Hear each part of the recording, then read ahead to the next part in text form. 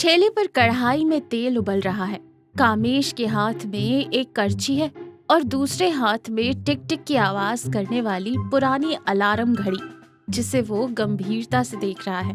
उसके सामने मेज पर पत्तलों में गर्मा गर्म कचौड़ियां रखी हैं।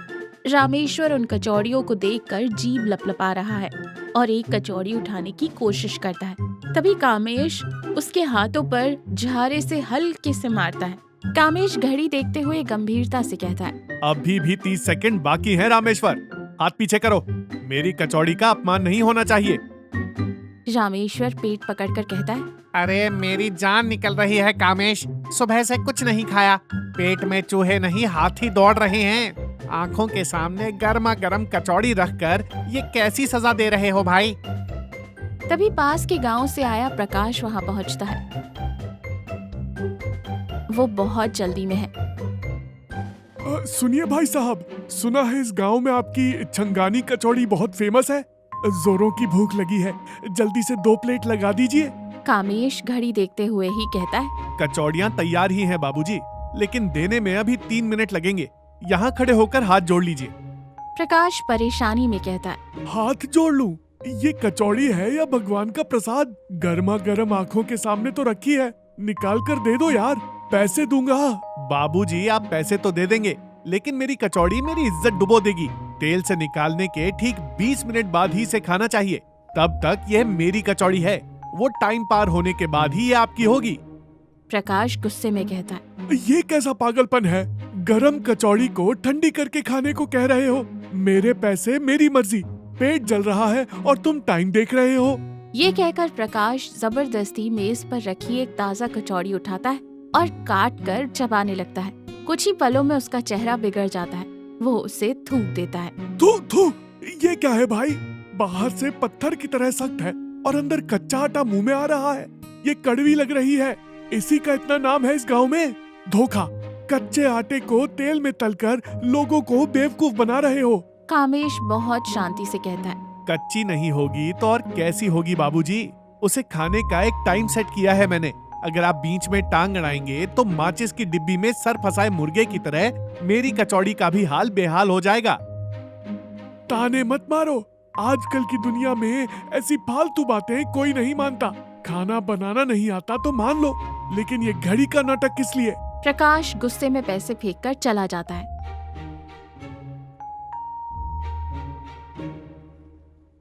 रामेश्वर प्रकाश की तरफ देखकर हंसता है।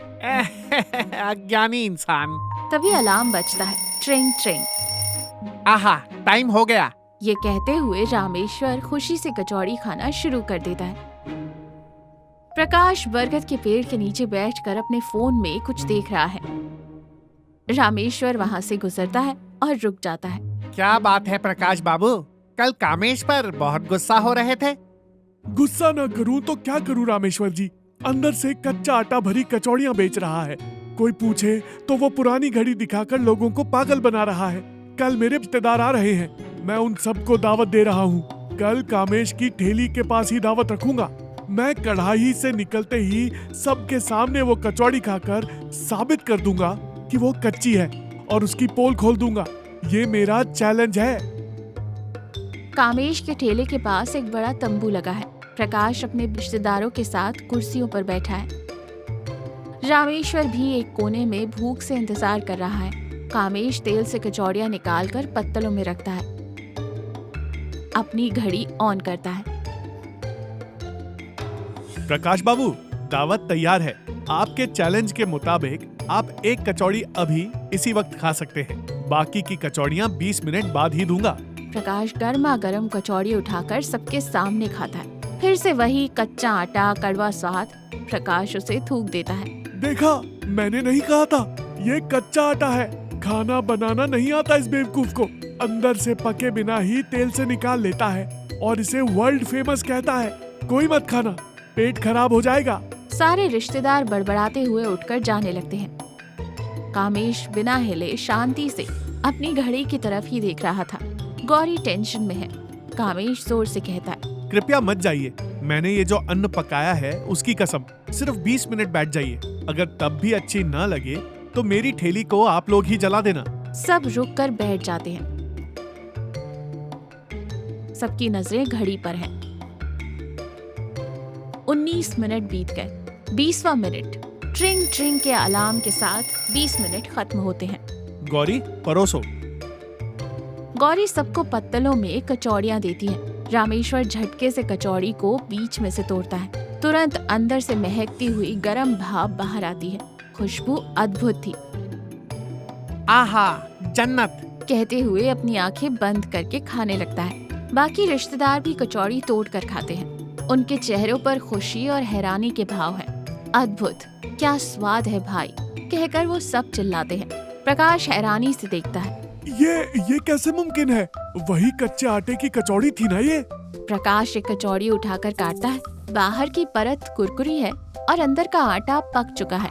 मसाले का स्वाद उसकी जीभ को छूता है। उसके मुंह से आवाज ही नहीं निकलती। प्रकाश घबरा कर कहता है, कामेश जी, ये कैसे हुआ?